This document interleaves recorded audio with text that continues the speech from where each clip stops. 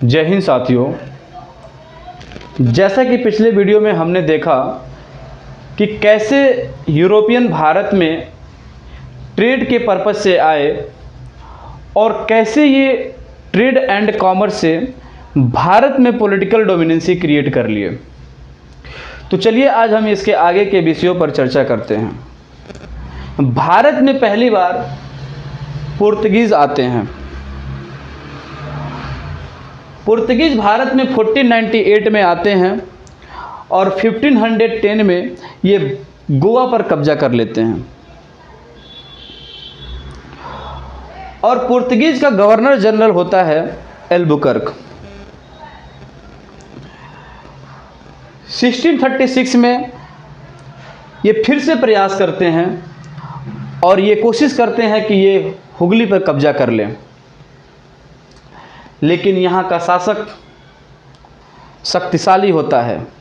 शाहजहां गद्दी पर बैठा होता है, तो जैसा इन्होंने सोचा था वैसा नहीं हो सका। 1686 में अंग्रेज फिर से एक बार प्रयास करते हैं हुगली पे कब्जा करने का, लेकिन यहाँ का शासक औरंगजेब होता है, जो कि औरंगजेब काफ़ी शक्तिशाली शासक था अपने टाइम का। तब इन्हें एहसास हुआ कि इतना आसान नहीं है और ये चुप मारकर बैठ गए और समय का इंतज़ार करने लगे। जिस समय का इन्हें इंतज़ार था वो समय आया और वो समय था 1739, the battle of Karnal. Battle of Karnal में ईरानी शासक नादिर शाह ने मुग़ल शासक मोहम्मद शाह रंगीला, आप रंगीला नाम देख ही रहे हैं तो आपको समझ में आ रहा होगा कि जैसा नाम है वैसा काम भी होगा। मोहम्मद शाह रंगीला जो थे वो काफ़ी रंगीन मिजाज के व्यक्ति थे। इनकी हरकतें बड़ी अजीब अजीब थी। इनका रियल नेम रोशन अख्तर था, लेकिन इनके हरकतों की वजह से इनका नाम मोहम्मद शाह रंगीला रख दिया गया। अब इनकी हरकतें क्या थी? जब दरबारी इनसे आकर के बोल रहे हैं कि सरकार नादिर शाह भारत की तरफ बढ़ रहा है, तो ये कह रहे हैं आने दो, कोई बात नहीं, अभी आए तो नहीं। ये अपने दरबार में मुर्गे लड़ाते थे और हद तो तब हो गई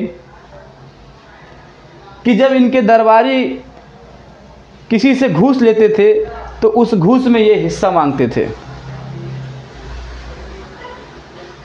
और इन्हीं सब कारणों की वजह से इन्हें मोहम्मद शाह रंगीला नाम दिया गया।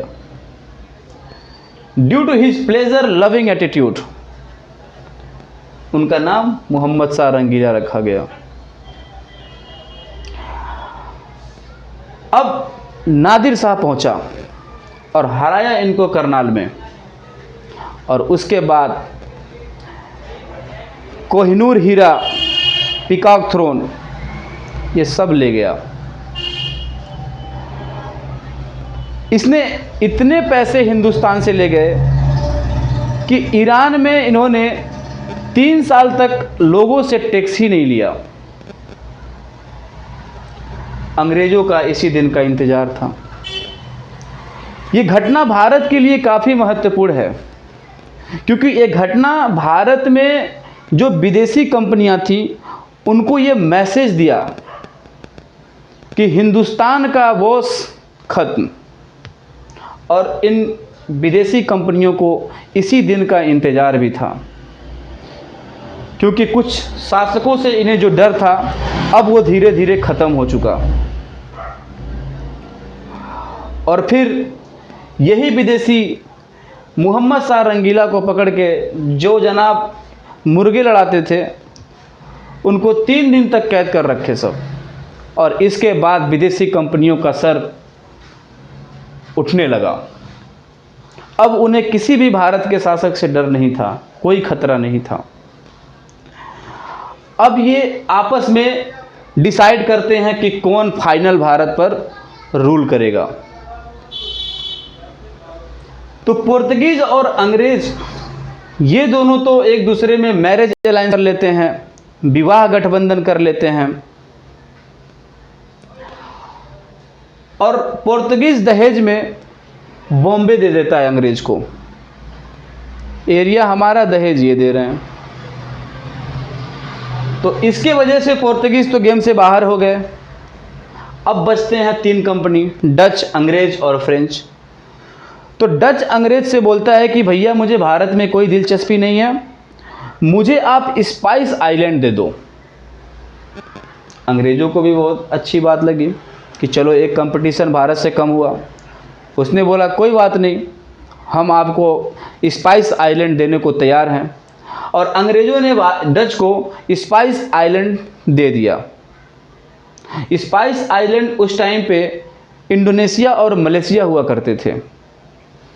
तो स्पाइस आइलैंड की वजह से डच भी गेम से बाहर हो गए। अब बचे आपके फ्रेंच और इंग्लिश। मेन इशू इन्हीं दोनों में क्रिएट होती है, क्योंकि इन दोनों के बीच में कोई समझौता नहीं हो पाती है, कोई कंक्लूजन नहीं निकल पाती है। तो अब इन दोनों के बीच में होती है बैटल्स, राइवलरी। तो अब यहां से ये डिसाइड होना है कि कौन भारत पर रूल करेगा। तो ये इसके आगे का पार्ट मैं आपको नेक्स्ट वीडियो में दूंगा। आज के लिए इतना ही। जय हिंद।